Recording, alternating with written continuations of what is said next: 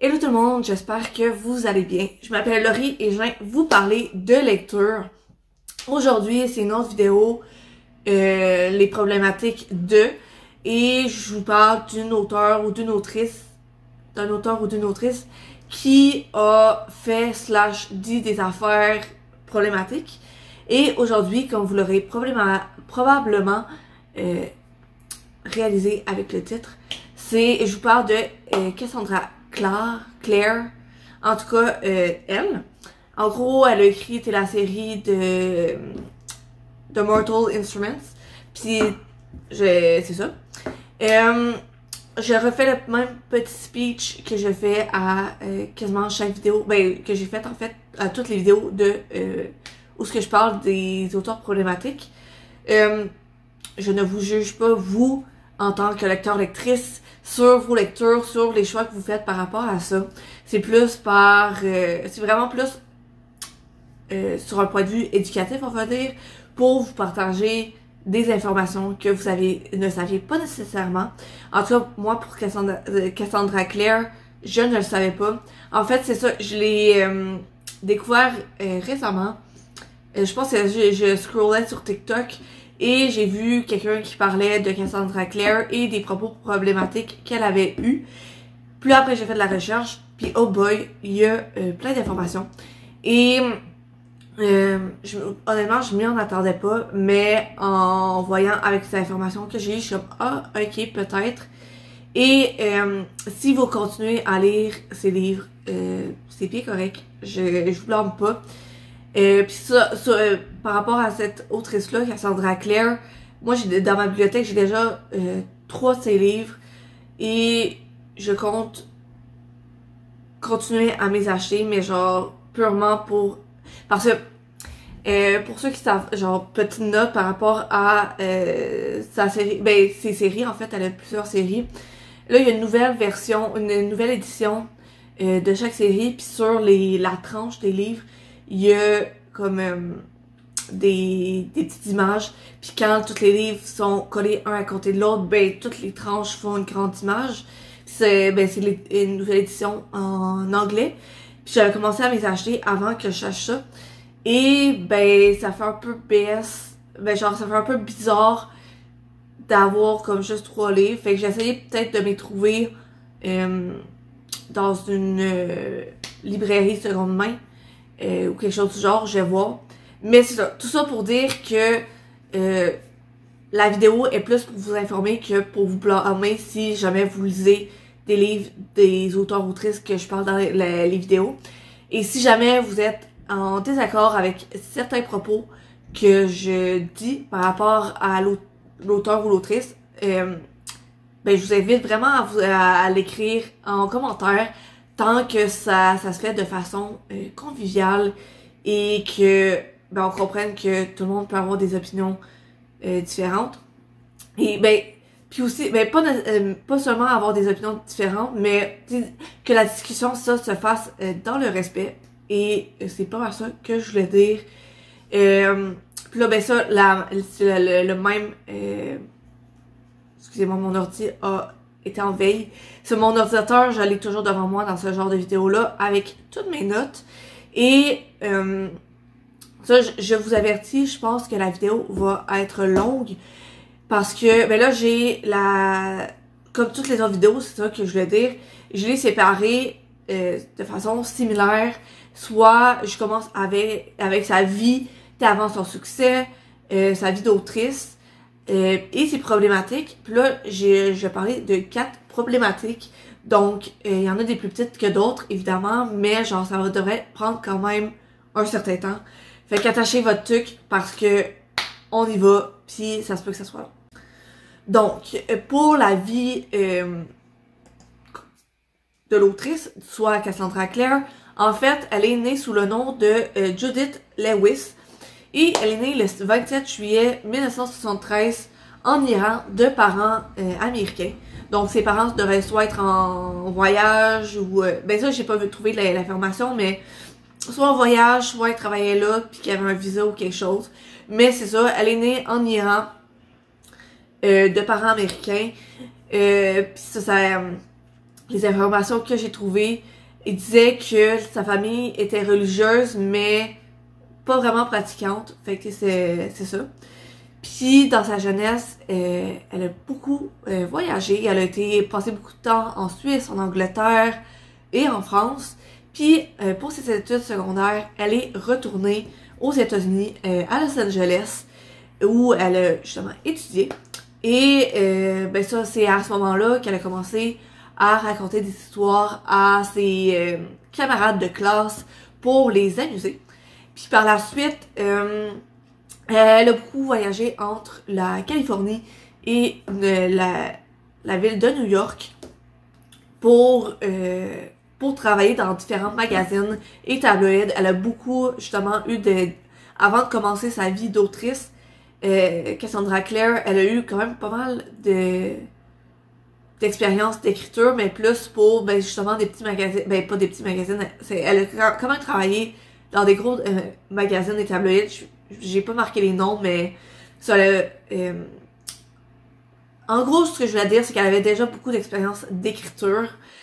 Puis elle a aussi écrit des fanfictions en utilisant justement le nom Cassandra Clare.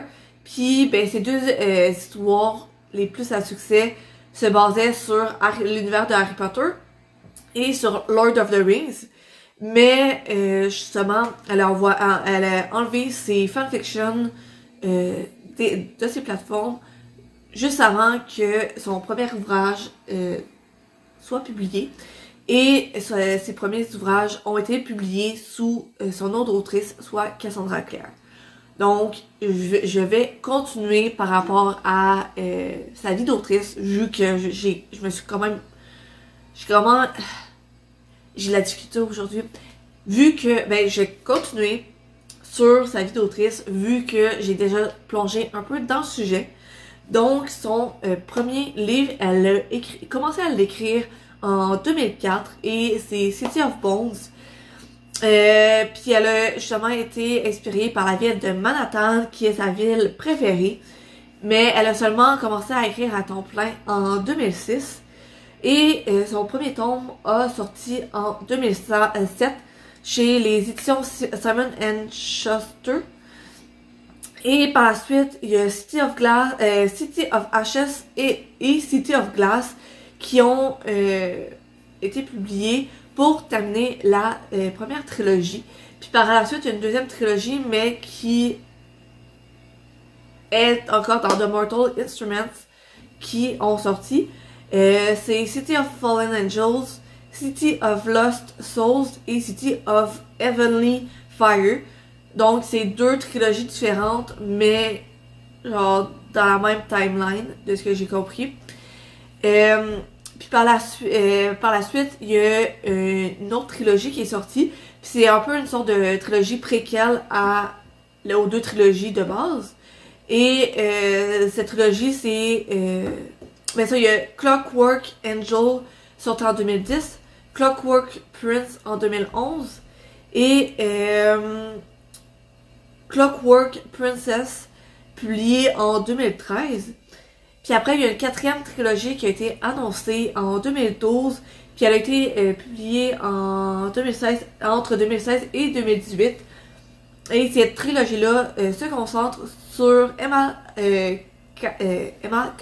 Carstairs, une chasseuse d'ombre qui a été introduite dans City of Heavenly Fire, soit le dernier tome de la deuxième trilogie. En fait, le dernier tome de Mortal Instruments. Fait que la série de base. Puis là, ben ça, après, il y a l'univers comprend aussi deux autres séries. La première, c'est The Bane Chronicle, qui a été complétée en 2014. Puis cette série-là, en fait, c'est comme plein de petits novellas se concentrant sur l'histoire de Magnus Bane, un des personnages quand même importants dans la série de base. Puis la deuxième série, c'est Tales from the Shadowhunter Academy, dans laquelle on suit Simon, un autre personnage quand même important dans la série de base. Puis lui, comment, ben genre dans cette série-là, c'est plein de petites histoires qui relate genre Simon et son apprentissage comme chasseur d'ombre. Puis Cassandra Clare, ses écrits finissent pas là. Elle a aussi écrit une série de romans pour enfants en collaboration avec Holy Black. Puis cette série-là a été achetée par Scholastic en 2012 et les 5 tomes sont sortis entre 2014 et 2018. Le premier livre de la série The Mortal Instruments a été adapté en film, mais la série de films a été annulée dès après la je recommence ma phrase. La série de films a été annulée après la sortie du premier film parce qu'il n'y avait pas assez rapporté au box-office. Et après, il y a aussi une série télévisée de la série sous le nom de Shadowhunters. Moi, j'avais écouté, j'avais bien aimé. Et elle a été diffusée sur Freeform entre 2016 et 2019 avant que ça soit annulé après la 3e saison. Fait que, dans le fond, ça se finissait à la 3e saison, mais il n'y avait pas totalement fini. Donc, suite à la cancellation, il me semble que c'est Freeform qui a commandé 2 épisodes de plus, juste pour comme bien terminer ça. Parce que ça, ok, je l'ai pas dit au début, j'ai oublié. Mais j'avais commencé à tout m'écrire des informations, à me faire un Word. Et je l'ai perdu. Fait qu'il y a plein d'informations que j'ai perdues et que j'ai pas réussi à retrouver. Fait que ça, c'est une des informations que j'ai essayé de retrouver. Parce que j'essaie de me baser sur des sources et ça va tout être en description de ma vidéo. Toutes les sources que j'ai utilisées pour ma vidéo. Donc c'est ça, puis cette information-là, ben je l'avais pas retrouvée. Mais c'est ça, il me semble que c'est Freeform qui avait commandé 2 épisodes supplémentaires parce que à la 3e saison, l'histoire était quand même pas mal assez avancée. Puis il en manquait, c'est sûr que ça aurait été meilleur si il y avait une saison de plus. Mais là, vu que ils pouvaient pas, ils ont commandé 2 épisodes de plus, ça a été accepté. Il y avait plusieurs pis ça, ils ont fait 2 épisodes de plus pour bien comme essayer de bien genre finir ça puis que ça soit ça se rapproche le plus des écrits de base. Donc c'est pas mal ça pour genre la vie de l'autrice. Donc maintenant je vais commencer sur ces problématiques. Donc, comme je l'ai dit brièvement plus tôt, il y a 4 problématiques que j'ai pu relever. Il y a le plagiat, des accusations de plagiat. Il y a aussi des personnes qui ont souligné des relations comme un peu incestueuses, un peu genre pas trop nettes. Aussi des relations abusives et les personnages minoritaires utilisés comme token. Je vais plus vous expliquer en profondeur rendu là. Donc, on y va. Je vais commencer par les accusations de plagiat. En fait, comme vous le savez, pas en fait comme vous le savez, je l'ai pas mentionné tantôt, mais en fait, The Mortal Instruments, ça a commencé en tant que fanfiction de Harry Potter. Et ça, je vous l'ai dit un peu tantôt, l'autrice Cassandra Clare, elle avait fait des fanfictions de Harry Potter et elle s'est basée sur les fanfictions qu'elle a écrits pour les reconvertir dans un monde de Mortal Instruments. En soi, c'est quand même, genre, il y a tellement de personnes qui font des fanfictions, fait que c'est pas tant ça les accusations de plagiat, c'est plus dans City of Bones, ça contient des parties de ses écrits originaux. Et dans ses écrits, dans certaines parties de ses fanfictions, elle a en fait ça, j'essayais de retrouver la partie où je l'avais écrit. Ça, c'est ses premières accusations, elle les reçoit dès 2001. Puis justement, il y a des personnes qui ont souligné que dans ces fanfictions, il y avait des citations de Buffy the Vampire Slayer et de Babylon 5. Puis Cassandra Clare, ben, elle dit, ben oui, c'est volontaire, c'est un peu comme un type de jeu, cherche et trouve les citations. Puis elle disait qu'elle avait mentionné que, ben, tu sais, j'ai cite toutes, et c'est tout écrit, genre, j'ai, l'information, ça disait que, elle les avait cités quelque part, peu importe où dans son ouvrage. Mais par contre, il y a un membre de la communauté sur laquelle elle écrivait ses fanfictions, ben, a trouvé d'autres citations qu'elle ne citait pas. Ben, genre des citations, des phrases qu'elle utilisait de séries télévisées, justement, mais qu'elle n'avait pas citées. Puis, ben, ce membre-là de la communauté, ben, tu sais, il a répété plusieurs fois, ben, tu sais, il y a tel truc qui ont été réutilisés de telle place, puis ont pas bien été cités. Ce qui a fait en sorte qu'elle a été bannie de fanfiction.net. Donc ça, c'est comme dans les débuts de son plagiat. Puis, justement, elle aurait aussi utilisé certaines parties de sa fanfiction, aurait changé les noms, les mots des certains concepts, mais genre, l'idée globale restait la même. Puis Cassandra Clare aurait licencié son avocate lorsque justement son avocate a souligné que le travail de l'autrice serait du plagiat ou qu'elle aurait mentionné qu'elle n'aimait pas ses écrits, mais ça l'a pas été confirmé. Puis aussi, ben genre,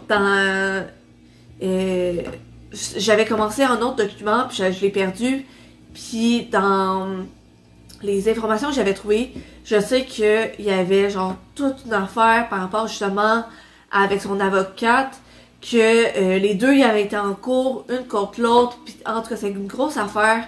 J'ai pas vraiment plus cherché par rapport à ça, parce que je savais que déjà avec 4 problématiques, ma vidéo elle allait déjà être grosse, mais si ça vous intéresse, je peux toujours faire une partie 2. Donc si ça vous intéresse, faites-moi. Donc si ça vous intéresse, écrivez-moi là dans les commentaires, puis je ferai une partie 2 sur Cassandra Clare parce que j'ai vu qu'il y avait beaucoup d'informations sur des trucs problématiques qu'elle a fait. Donc c'est ça. Mais pour revenir sur le plagiat, il y a aussi des lecteurs-lectrices qui soulignent des similitudes entre Harry Potter et The Mortal Instruments. Soit dans Harry Potter il y a les Muggles, dans The Mortal Instruments il y a les Mundanes, dans Harry Potter il y a les baguettes magiques, tandis que dans les écrits de Cassandra Clare c'est des Stellies. Il y a Hogwarts versus l'Institut, il y a les Horcruxes versus les instruments dans The Mortal Instruments, et tout. Donc ça c'est tout ce que j'avais trouvé sur le plagiat. Maintenant, sur mon opinion sur le sujet. En fait, mon opinion est assez nuancée. D'un côté, je peux comprendre, tu sais, par exemple, la partie où ce que le réutiliser des citations de séries télévisées qu'elle n'a pas citées ou qu'elle n'a pas bien citées, ça, je comprends totalement. C'est pas correct. En fait, tu sais, c'est correct de réutiliser ce que les autres ont fait, mais il y a un protocole pour le faire. Il faut bien citer les parties qu'on a utilisées. Il faut au moins, tu sais, dans ma tête, il faut au moins l'écrire quelque part, au moins dire que genre, hey, regardez, telle partie, ça vient de telle place, ce n'est pas moi qui a fait X, Y, Z à faire. Ou écrit, fait, genre, tu sais, c'est ça. Au moins de dire, justement, de ne pas prendre le crédit pour ce que d'autres personnes ont fait, en fait. Fait que ça, je peux comprendre que, genre, il y a des personnes qui la critiquent là-dessus. Mais en soi, sur, genre, les similitudes entre Harry Potter et The Mortal Instruments, ben, en fait, il y a comme, les sorciers, c'est pas nouveau en soi. Puis, je veux rien enlever à Harry Potter. Je sais que c'est une série qui a été importante pour, entre autres, ma génération et les millennials. Je sais que, par exemple, moi, j'ai plusieurs amis qui ont grandi avec les Harry Potter, qui ont lu les livres dès qu'ils sortaient, ou ben quelques années après qu'ils soient sortis, parce que ben ça, le premier est sorti genre 2-3 années après que je sois née. Fait que j'ai des amis qui quelques années après, ben genre au fin primaire, début secondaire, ils avaient déjà commencé bien avancé la série de livres, puis ils avaient quasiment terminé. Puis après, avec la sortie des films, je sais que ben, encore une fois, j'ai des amis qui ont été voir les films à chaque année, puis tout ça. Fait que je sais que c'est une série qui a été importante, mais déjà de base, l'autrice en elle-même, elle est problématique. J'en ai déjà parlé dans une autre vidéo. Mais c'est pas ça que je veux dire. En fait, c'est que il n'y a plus rien de nouveau qui s'écrit. En soi, il n'y a plus rien de nouveau qui s'écrit.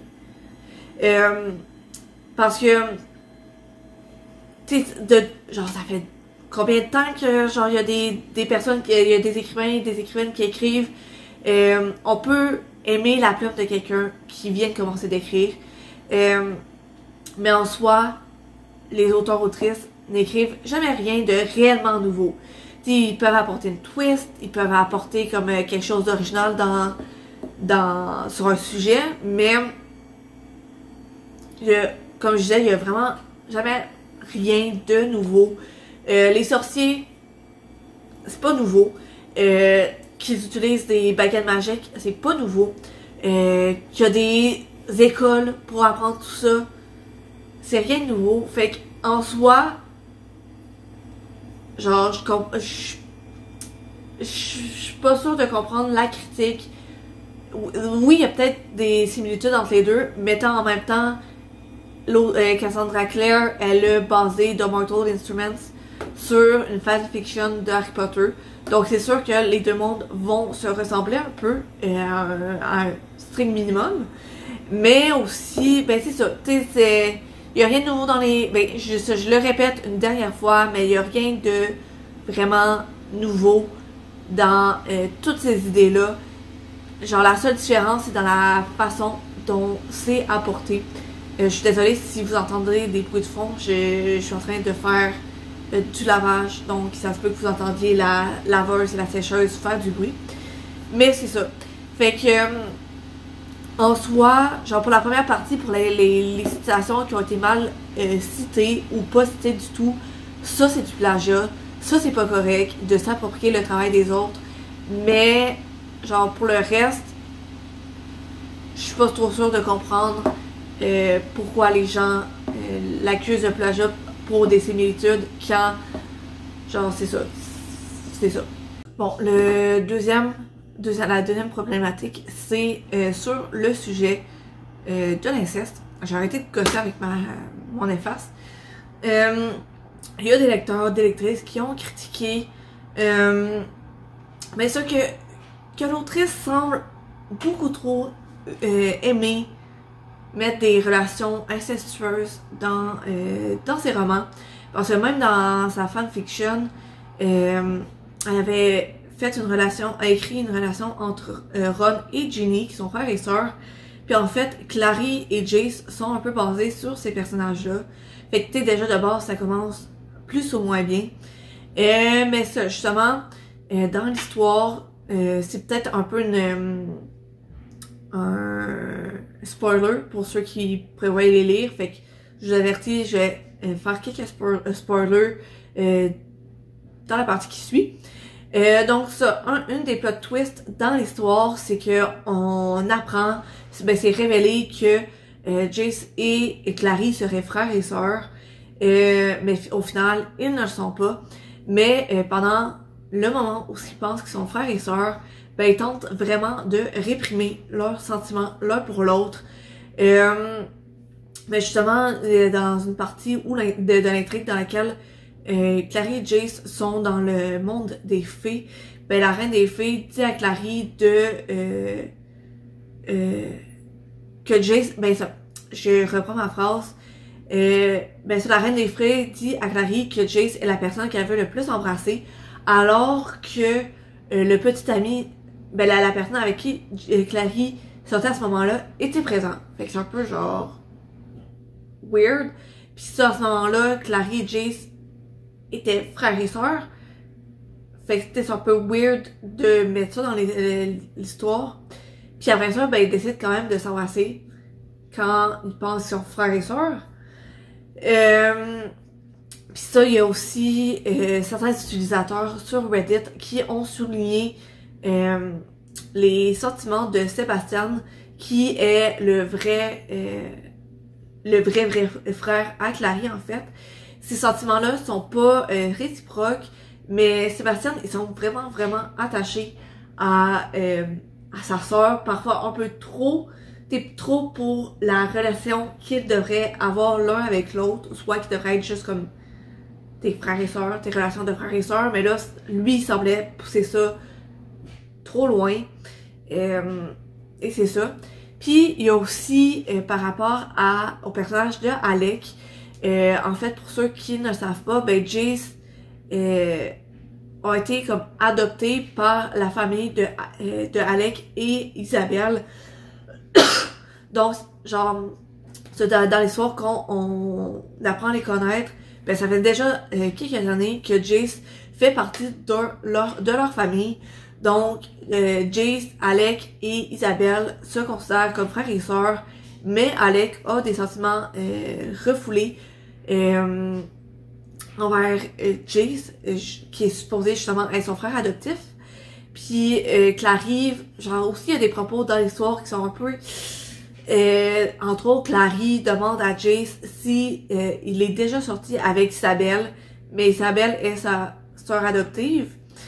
Puis ça, il y a plusieurs lecteurs lectrices qui soulignaient que la façon dont ça avait été intégré dans l'histoire rendait ce genre de questions-là, sentiments-là, normal, même si ça faisait plusieurs années qu'ils se considéraient comme la famille, en fait, qui se considéraient comme proches.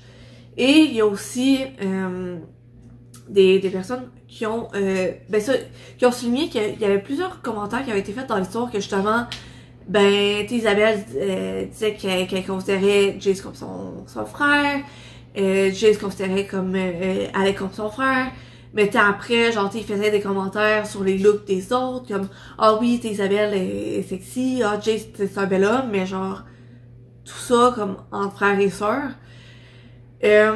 Donc c'est pas mal ça sur ce sujet-là. Fait que maintenant pour mon opinion. Ben ça, j'avais lu les livres il y a longtemps. Fait que je m'en rappelle plus trop. Fait que je vais pas trop m'avancer sur le sujet. Mais fait que tu sais, c'est vrai que genre ce que les personnes soulignent, c'est un peu spécial, c'est un peu weird. Puis tu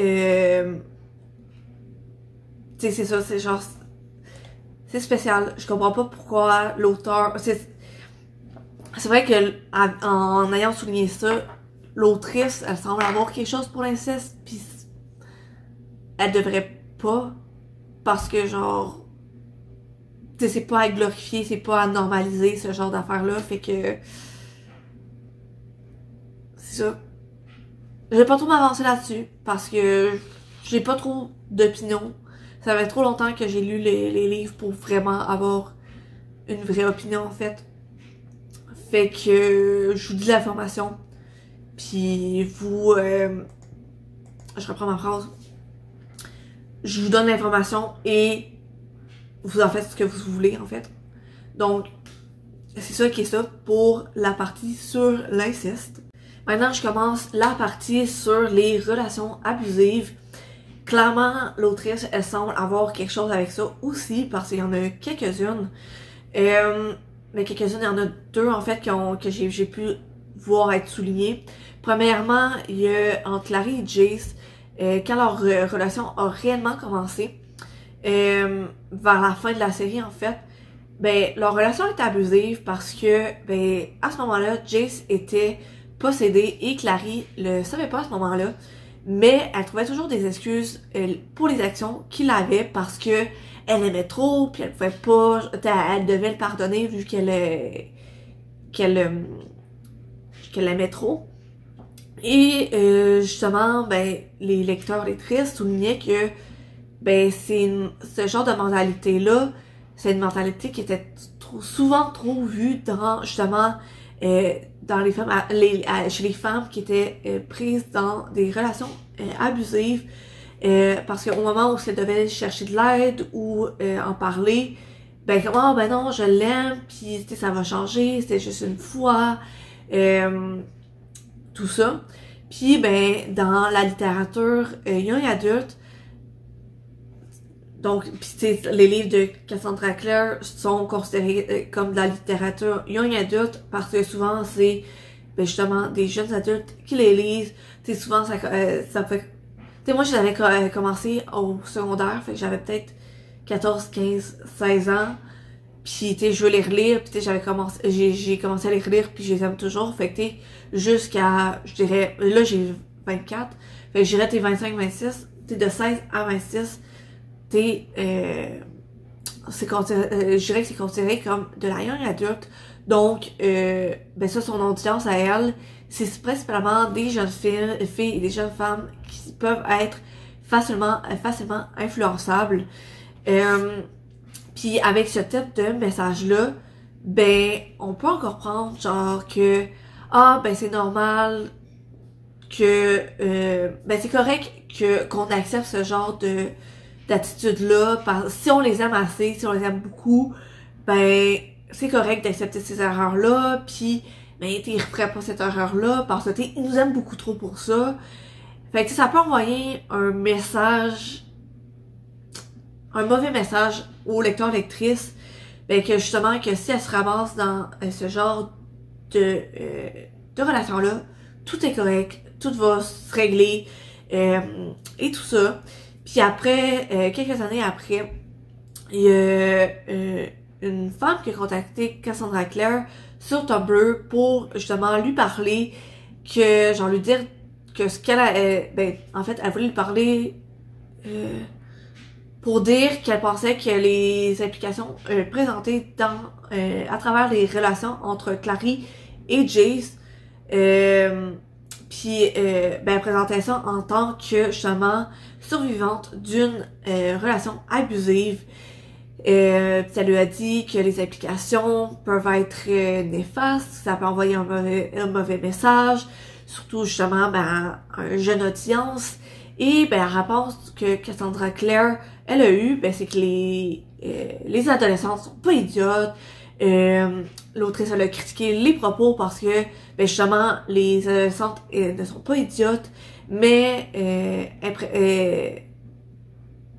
puis c'est ça. Puis l'autrice elle a été critiquée par ces propos-là parce que les gens étaient comme on le sait, genre les adolescentes ne sont pas idiotes. Et je tiens à souligner si jamais il y a des adolescentes qui regardent ma vidéo, si jamais je ne dis pas que vous êtes idiotes, loin de là. Mais genre en effet, ça se peut, les plus jeunes femmes peuvent être impressionnables, puis les messages présentés par les médias peuvent ben, les influencer en fait. Puis là ben justement les livres qui sont lus par ben ça peut être les livres, les séries télévisées, les films qui sont regardés ou lus envoient comme un message sur le monde puis une idée sur ce qui est correct et ce qui est mauvais, ce qui est moral ou pas.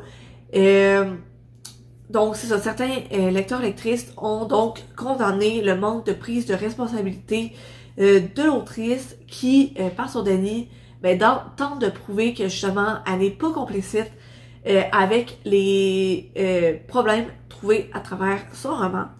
Puis il y a aussi la relation entre Maya et Jordan qui est problématique. En fait, petite mise en contexte, Maya est une loup-garou, c'est genre dans l'histoire après, ben il y a Luc qui c'est genre le loup-garou le plus important de l'histoire. Ben après c'est Maya et elle a eu une adolescence assez difficile parce que entre autres ben Jordan, c'est son ex, il a abusé physiquement d'elle Pis il me semble, genre l'histoire c'est loin, j'aurais plus cherché là-dessus, mais il me semble que c'est lui qui l'a tourné en loup-garou, puis après ça, il l'a abandonné à elle-même, à son sort, puis elle devait, ben, genre trouver une solution de comprendre ce qui lui arrivait, puis de se rebâtir après ça, tout seul. Fait que tu sais, c'est genre assez abusif comme relation. Puis là, après, quand il revient, ben, elle le reprend, puis elle recommence à sortir avec lui. Puis leur couple est écrit comme s'il était canon, genre ah c'est ton beau, genre ils sont faits pour être ensemble. Et puis aussi ben lui il semble principalement fâché quand il est sous. Puis justement il y en a un qui critique cette image là parce que en gros ça dit que c'est correct de retourner dans une relation abusive. T'sais, surtout qu'il est juste fâché quand il est sous, fait que c'est correct, genre c'est pardonnable. Puis c'est ça, puis là ben aussi dans l'histoire, lui il meurt avant que elle ait pu le laisser en fait. Et à travers l'histoire, tout est écrit pour qu'on se sente mal pour lui, puis que genre moins pour Maya quand c'est elle qui en fait a été abusée par lui. Donc maintenant pour mon opinion, c'est sûr, genre ben, je le répète, quand je l'ai lu j'étais adolescente et je l'avais pas vu de cette façon-là, mais maintenant en ayant genre une vision un peu plus extérieure on va dire, maintenant tu sais ça, ben là je me relance là-dedans dans cet univers-là, je vois un peu mieux ce que genre les critiques qui sont faites, puis en lisant ce qui est justement les critiques des personnes, je suis comme ok, ça fait quand même du sens ce qu'ils disent. C'est vrai que genre tu sais par exemple je reprends l'exemple de Clary et Jace, ben d'excuser toujours les actions de son partenaire, de son ou sa partenaire, ben c'est vraiment une mentalité qu'il y a beaucoup de personnes qui se ben genre des victimes qui se retrouvent dans ce genre de situation-là. Je reprends ma phrase. C'est une mentalité que beaucoup de victimes ont quand ils se retrouvent dans cette situation-là parce qu'ils se disent ah ben genre ils arrêtent pas de me dire qu'ils m'aiment, qu'ils sont là pour moi, qui ont fait plein d'affaires pour moi, fait que ça va changer, on s'aime, c'est pas si grave parce que justement on s'aime. Et même chose par exemple pour Maya et Jordan, c'est comme vu qu'il est juste fâché quand il est sous, ben c'est correct, c'est pas si mal, puis je mets ça entre très très gros qu'il met.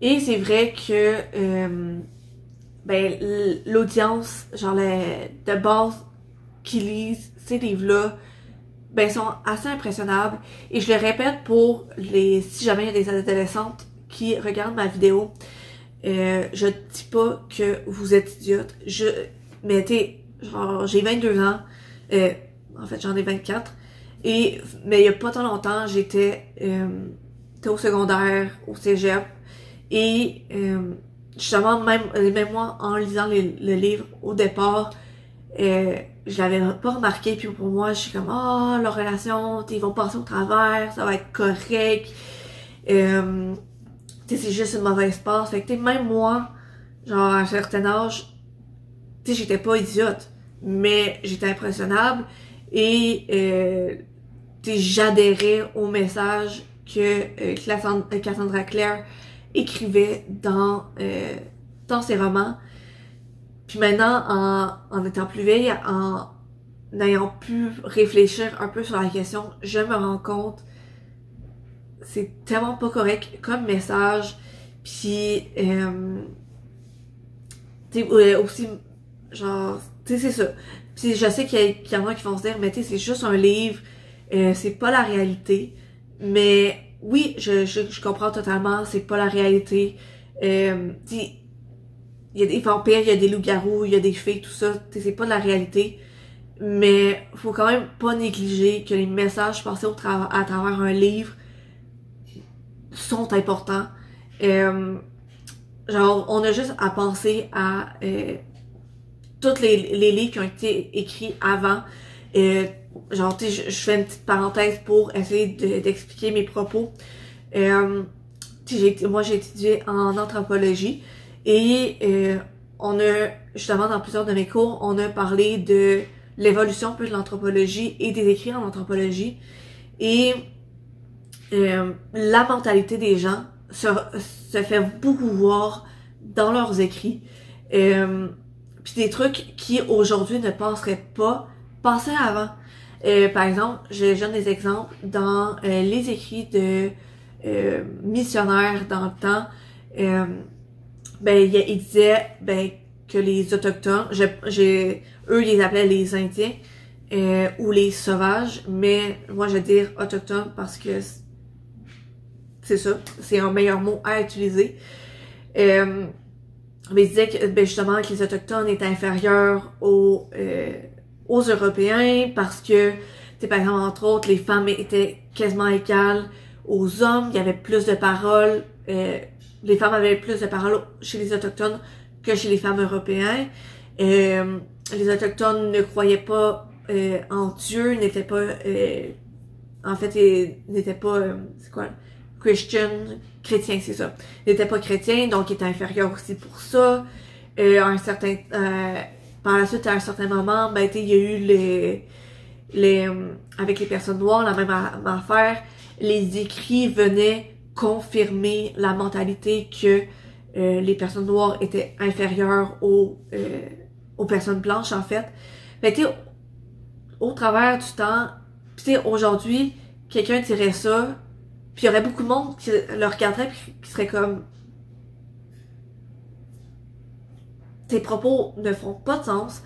Quelqu'un écrirait un livre, justement, qui dirait les Autochtones puis les Noirs sont inférieurs aux personnes blanches. Il y a beaucoup de monde qui critiquerait, puis ça ferait la polémique. Donc, on s'entend, aujourd'hui, ça ne se publierait pas, ou si un titre du genre se publierait, ça ferait une grande polémique. Donc ça, c'est comme... j'essaie de faire mon exemple par rapport à ça. Pour dire... Je sais que, genre, les écrits de Cassandra Clare ne sont pas au même niveau que l'exemple que j'ai donné. Mais c'est pour dire que la mentalité des gens se retrouve dans leur écrit. Et là, par le message qu'elle envoie dans ses romans, elle dit, sans nécessairement utiliser les mots tels que tels, mais les relations abusives sont correctes, selon elle. Quand dans les faits, ce n'est pas correct, et surtout que là, elle est quand même assez connue, donc ses écrits ont beaucoup vendu, il y a beaucoup de personnes qui les ont lus, et il y a beaucoup de personnes qui ont pu se faire influencer par ses propos, même si elles, genre, sont un peu FI, on va dire, de mon opinion. Donc c'est ça, tu sais, c'est genre, oui, je sais que c'est juste des écrits, que peut-être qu'elle pense pas réellement de même, mais si elle pensait c'est pas réellement de même, elle aurait pas écrit dans ses romans. Elle aurait trouvé une autre façon de mieux décrire la relation entre Clary et Jace, pour faire en sorte que ça soit pas aussi ambigu le message qu'elle voulait transmettre. Puis surtout que là, il y a aussi justement une personne, une femme qui est une survivante d'une relation abusive qui a justement critiqué les écrits à Cassandra Clare, et personnellement j'ai tendance à plus croire une personne qui a pensé au travers de ça dans ses critiques. Puis si elle dit qu'elle trouve que c'est de faire, genre si elle a fait une critique à Cassandra Clare, de faire attention à ça, ben j'ai avoir plus tendance à la suivre dans ce qu'elle dit, puis à la supporter dans justement dans ses opinions, parce que elle a passé à travers de ça. Elle sait genre c'est quoi la mentalité, genre la logique des personnes qui se retrouvent dans cette situation-là. Donc, c'est ça, mais c'est pas mal ça mon opinion là-dessus. Selon moi, il faut faire attention à comment on approche un sujet. Selon moi, il y a toujours une façon d'apporter quelque chose dans un livre et que ça soit bien fait. Puis là, j'ai l'impression que Cassandra Clare, elle n'a pas réussi à atteindre genre ce niveau-là, puis qu'elle n'a pas trop réussi ce qu'elle voulait faire dans son roman. Donc maintenant, pour ma dernière problématique que je veux vous parler, c'est ma plus longue, donc attachez votre truc pour de vrai cette fois-ci, c'est par rapport aux personnages minoritaires utilisés comme token. Donc, certains lecteurs et lectrices ont souligné que justement, ben, il y avait des personnages qui étaient provenant de minorités qui étaient utilisés comme token. Ce qui veut dire que ben, c'est souvent un personnage qui est utilisé en background, puis qui sont souvent disposables, donc qu'on peut les éliminer facilement. Puis justement, dans les histoires, ben, ces personnages tokens-là sont éliminés pour justement faire augmenter l'intrigue et garder le personnage principal.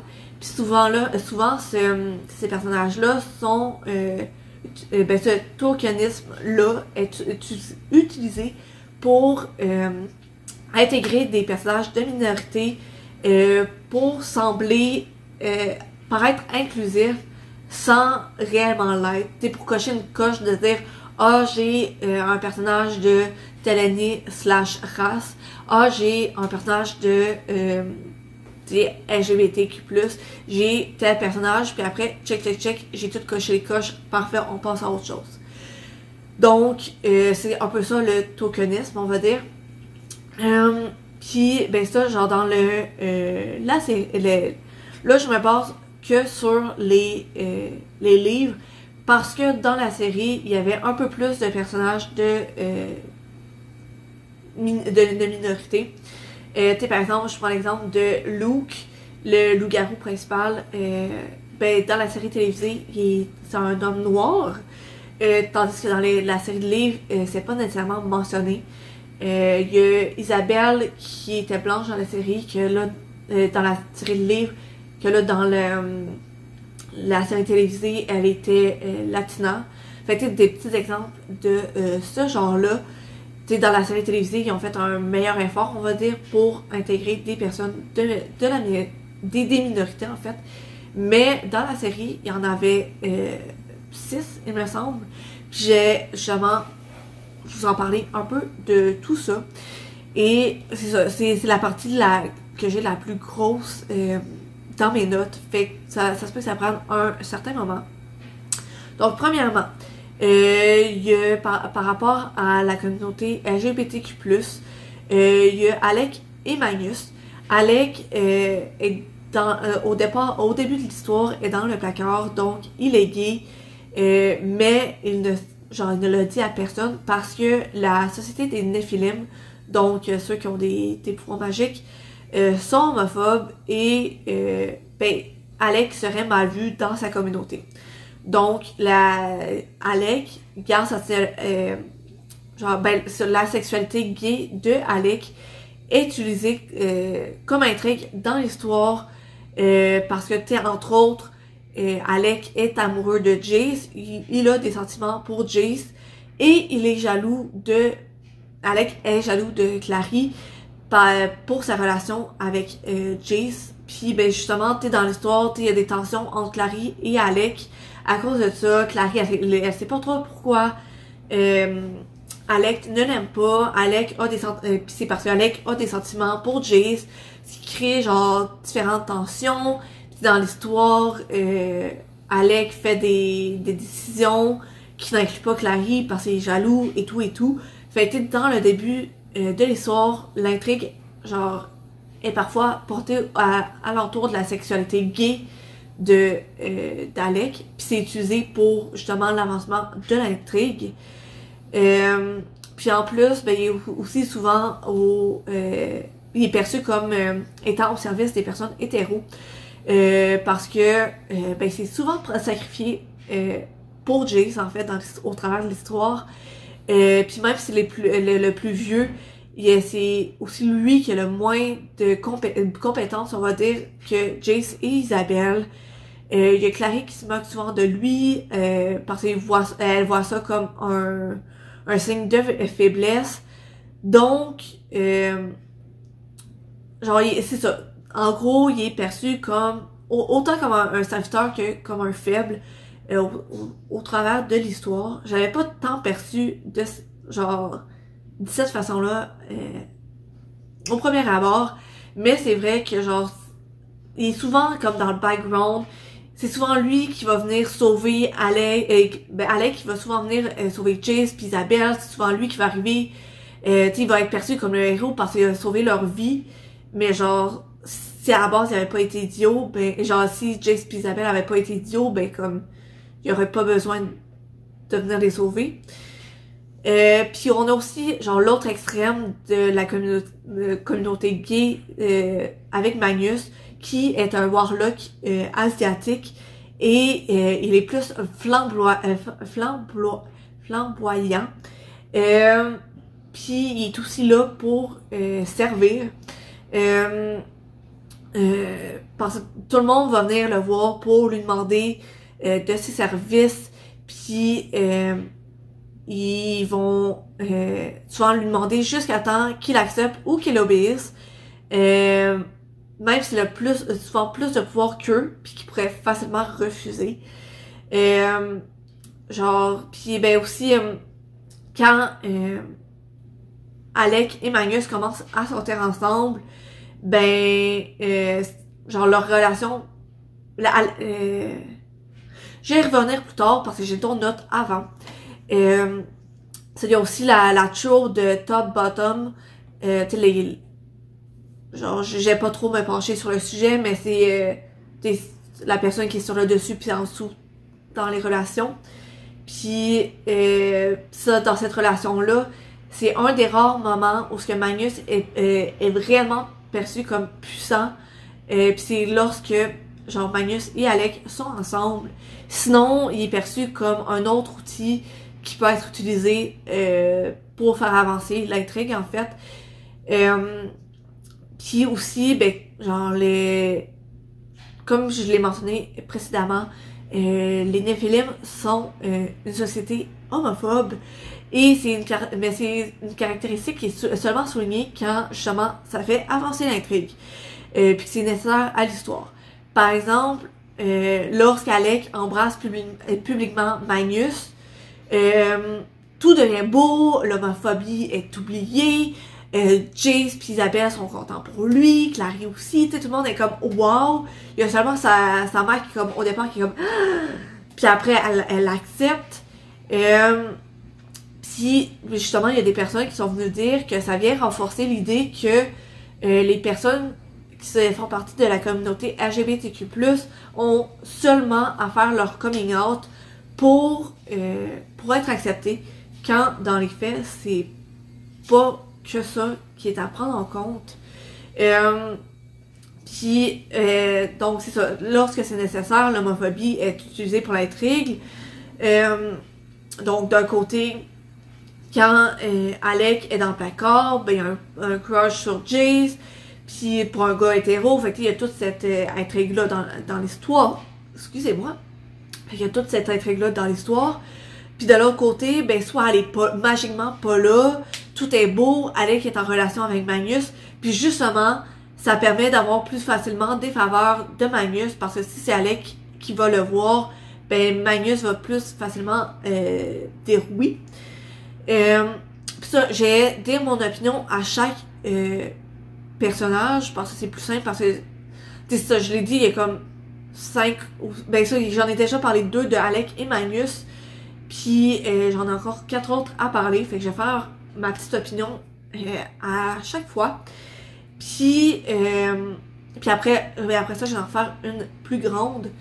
C'est vrai que, genre, tu sais, encore une fois, au départ, je l'avais pas perçu comme ça. Tu sais, je suis comme, oh wow, t'es des hommes gays qui sont intégrés à l'histoire. c'est donc beau, puis dans la série, dans la série télévisée, j'avais trouvé ça super cute, mais c'est vrai que, genre, ils sont souvent en background, ils sont souvent utilisés comme outils pour faire avancer l'histoire. Pour vrai, si c'était pas de Magnus, il y a plein, genre, à plein de moments, les personnages seraient morts, et ne seraient, genre, il y aurait plus d'histoire, en fait. Fait que, tu sais, c'est comme, Magnus est là, est nécessaire pour, genre, les aider, mais après ça, comme, c'est beau, ciao bye. Puis, c'est vrai que, ben, Alec, en soi, moi, je l'avais perçu comme un personnage, puis je le perçois tout le temps, j'essaie de repenser aussi par rapport à la série télévisée puis à la lecture des livres. Moi, je l'avais vraiment perçu comme un personnage assez puissant, t'es fort, fier, puis je le perçois toujours de même, mais il y a un mais, genre il y a une certaine nuance. C'est vrai qu'il est toujours là pour backer les autres, pour genre leur sauver la vie, puis encore une fois, si c'était pas de lui, à quelques moments, les personnages seraient morts. Fait que, genre, les deux sont là pour comme backer un peu les autres personnages puis les sauver. Mais autre que ça, genre, ils sont vraiment dans le background. Fait que, tu sais, c'est ça. Genre, tu sais, c'est un peu nuancé. Puis genre, Magnus aussi, je le vois comme très puissant. Mais c'est vrai qu'il est moins présenté comme puissant quand Alec n'est pas là. C'est ça. Ce que je veux dire, j'étais en y réfléchissant un peu, je veux genre mieux définir ma pensée.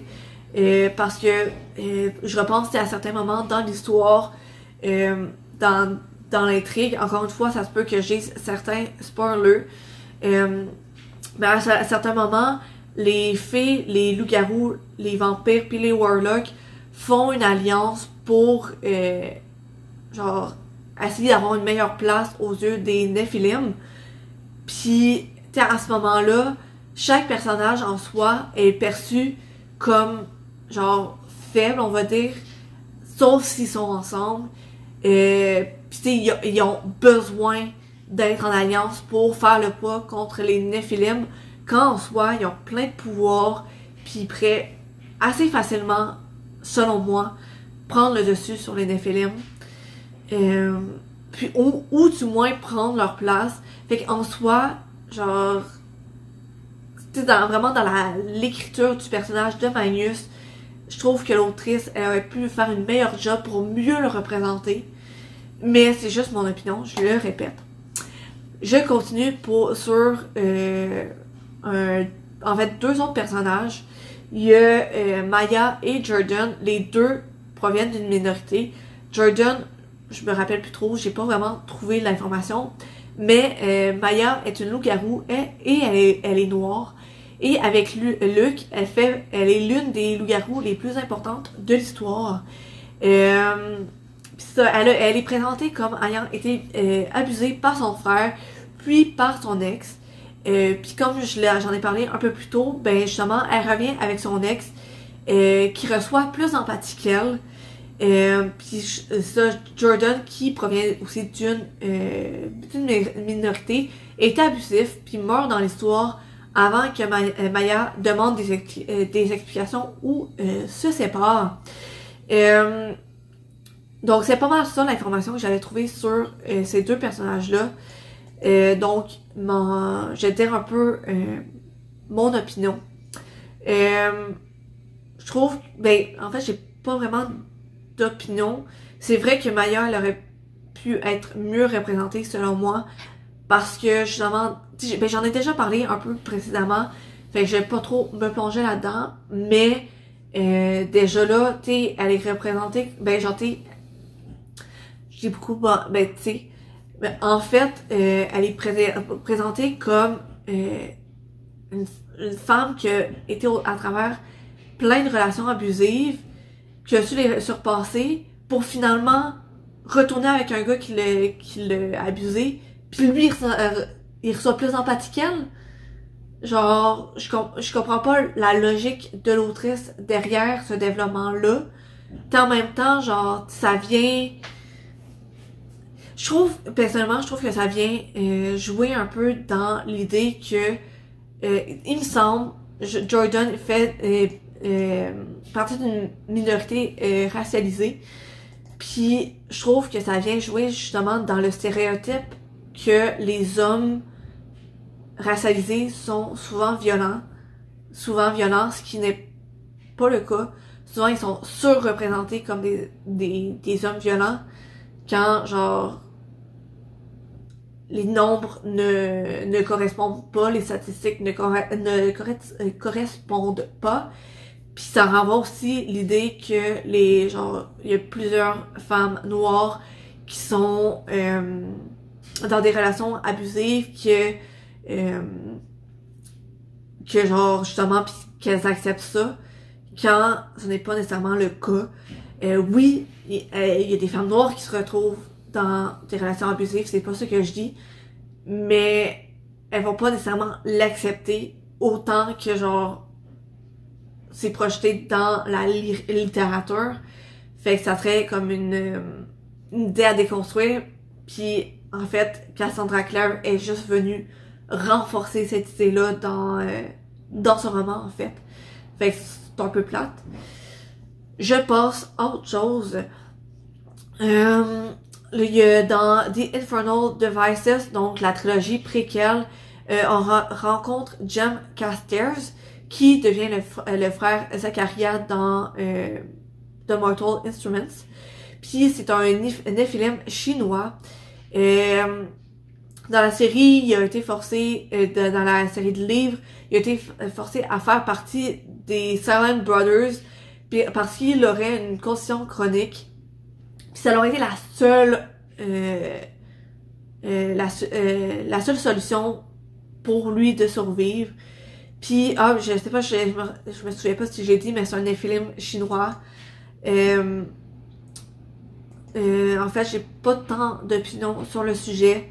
En fait, ma seule opinion, c'est que, genre, je trouve que ça, si je force un peu l'affaire, c'est peut-être un peu abléiste. Parce que, genre, les Silent Brothers, c'est principalement des hommes blancs. Puis pour Jem Carstairs, pour qu'il soit guéri de sa condition chronique, la seule solution qu'il avait, c'était de joindre un groupe d'hommes blancs. Genre, en tout cas. Mais tu sais, c'est vraiment, genre, un stretch, je l'avoue, mais genre... En même temps, je ne suis pas... j'ai pas de condition chronique, puis fait que peut-être que, genre, quelqu'un avec une condition chronique pourrait... a peut-être une meilleure opinion, une plus grande opinion, en fait, que moi, sur le sujet. Fait que n'hésitez pas à me dire en commentaire c'est quoi vos opinions sur le sujet. Je veux pas trop m'avancer parce que... C'est ça, c'est ça. Donc, je continue avec Raphaël Santiago, qui est un vampire latino. Même si ça n'a jamais été vraiment établi dans les romans, il serait asexuel selon l'autrice. Puis c'est un personnage qui est moralement gris et qui meurt éventuellement dans l'histoire. En fait, genre, j'avais trouvé des informations un peu là-dessus, c'est que l'autrice, elle a juste dit « Ah oui, il était sexuel », sans le dire dans l'histoire.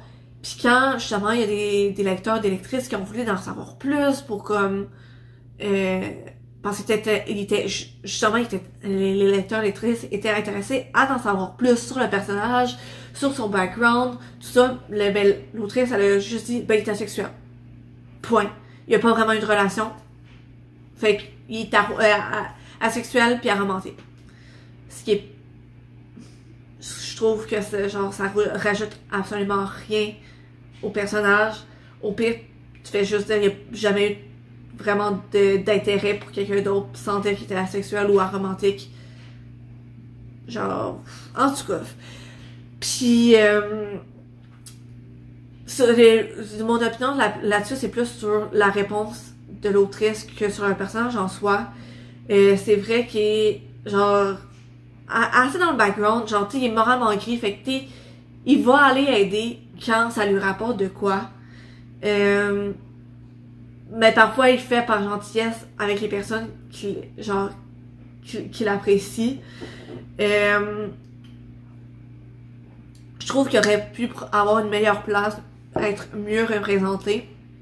Mais autre que ça, j'ai pas vraiment d'opinion sur son sujet.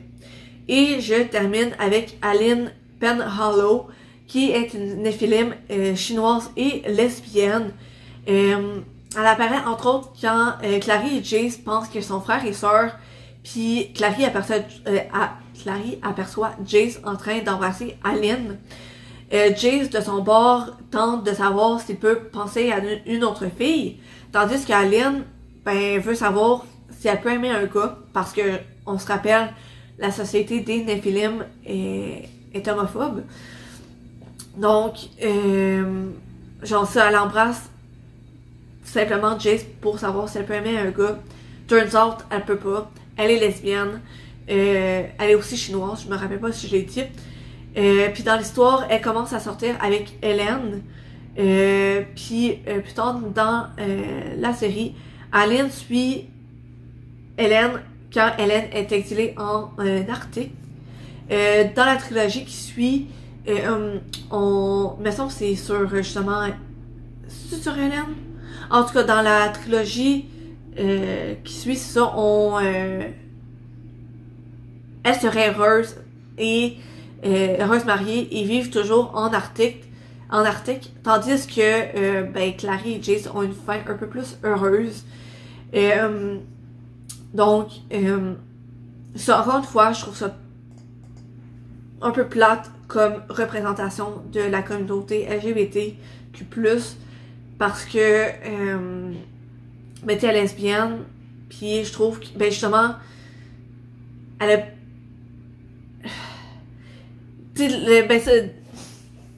laissez-moi, je vais prendre quelques secondes pour bien formuler dans ma tête ce que je veux dire. Mais en gros, ce que je veux dire, c'est que, Clary puis Jace, de ce que je me rappelle de l'histoire, ils ont fait plein de choix plus ou moins corrects, mais ils se sont quand même fait pardonner, puis ils ont quand même eu une belle fin, belle fin de vie, on va dire, dans l'histoire. Tandis que Hélène et Aline, je me rappelle vraiment pas de ce qu'ils ont fait, mais ils auraient fait de quoi d'assez pas correct pour se faire exiler en Arctique. Genre, c'est un peu plate, pis il y a plein de moments où je me rappelle que Clary et Jace ont fait des choix qui auraient pu être, qui seraient à la base, justement, d'un exil. Mais c'est pas ça qui leur est arrivé. Ils ont été pardonnés. Fait que je vois pas pourquoi Hélène et Aline ne seraient pas pardonnés. Mais, comme j'ai dit, je me rappelle pas. Je l'ai pas dit, mais j'ai commencé la partie opinion, si vous l'avez pas remarqué. Donc c'est ça. Je vois un peu mal pourquoi les filles lesbiennes n'auraient pas le même fin. Ça dit qu'ils sont heureuses, mariées et vivent en Arctique. Mais genre, l'Arctique, on s'entend, c'est froid en tabarouette. Puis ils sont loin de leur famille, ils sont loin de leurs amis. Fait que, en tout cas, genre,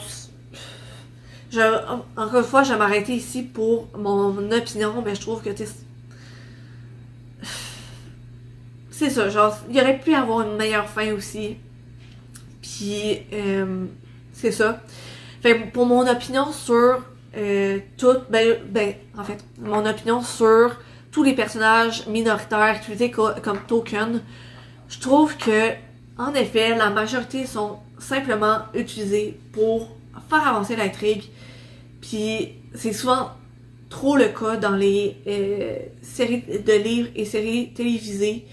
Je veux pas dire que on devrait pas mettre des personnages de minorité, mais genre mieux les intégrer dans l'histoire, leur donner les mêmes chances que les autres personnages en fait. C'est ça. Donc c'était ça pour ma vidéo d'aujourd'hui portant sur les problématiques de Cassandra Clare. N'hésitez pas à venir échanger avec moi respectueusement dans les commentaires si vous êtes, que ce soit en accord ou en désaccord avec mes opinions ou certaines parties de mes opinions.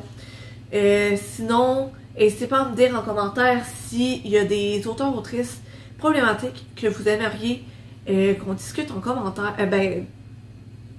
Que je discute en fait dans une autre vidéo. Sinon, je vous souhaite une bonne journée. Puis on se retrouve dans la prochaine vidéo. Je suis vraiment, petite dernière note, je suis vraiment contente que vous ayez pris de votre temps pour regarder ma vidéo. Donc on se revoit dans la prochaine vidéo. Bye!